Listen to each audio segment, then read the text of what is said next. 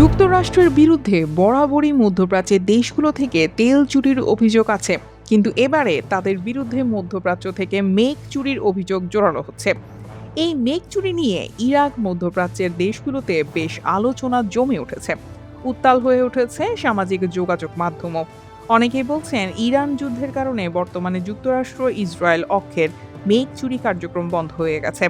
এক সপ্তাহ আগে আল রাশিদ টিভিকে দেওয়া এক সাক্ষাৎকারে ইরাকের সংসদ সদস্য আবদুল্লাহ আল খাইকানি দাবি করেন, প্রতিবেশী তুরস্ক ও ইরান নাকি অভিযোগ করেছে যে যুক্তরাষ্ট্র বিমান ব্যবহার করে মেঘ ভেঙে ফেলা এবং চুরি করার চেষ্টা করছে।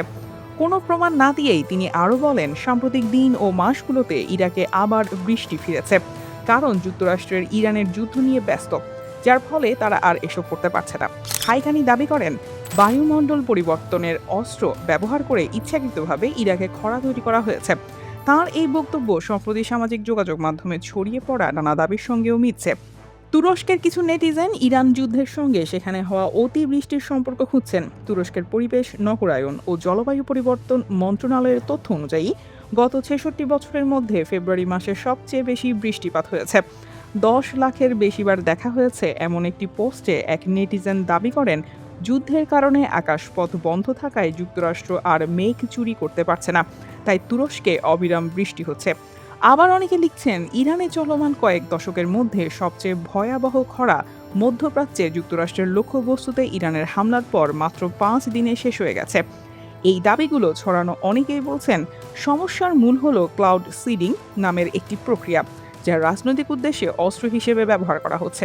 ক্লাউড সিডিং হলো একটি আবহাওয়া পরিবর্তন পদ্ধতি, যেখানে বিদ্যমান মেঘকে প্রভাবিত করে বৃষ্টি বা তুষারপাত বাড়ানোর চেষ্টা করা হয়। এটি সাধারণত বিমান ব্যবহার করে মেঘের মধ্যে ছোট ছোট কণা, যেমন সিলভার আয়োডাইড, ছড়িয়ে দিয়ে করা হয়, যাতে পানির ফোঁটা তৈরি হয়ে বৃষ্টি নামতে সাহায্য করে।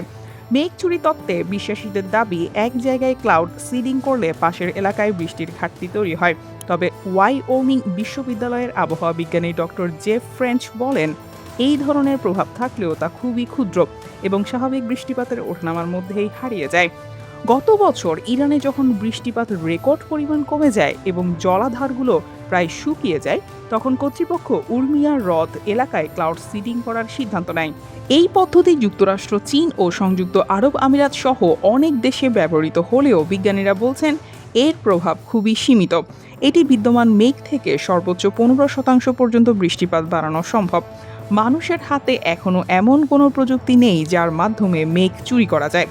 এ প্রসঙ্গে জাতিসংঘ বিশ্ববিদ্যালয়ের পানি, পরিবেশ ও স্বাস্থ্য ইনস্টিটিউটের পরিচালক কাবে মাদানি বলেন, এসব বক্তব্যের পেছনে অনেকটা দায় মানুষের অবিশ্বাস, জলচক্র ও জলবায়ু ব্যবস্থার সম্পর্কে অজ্ঞতা। News desk, দ্রুতিয়াল।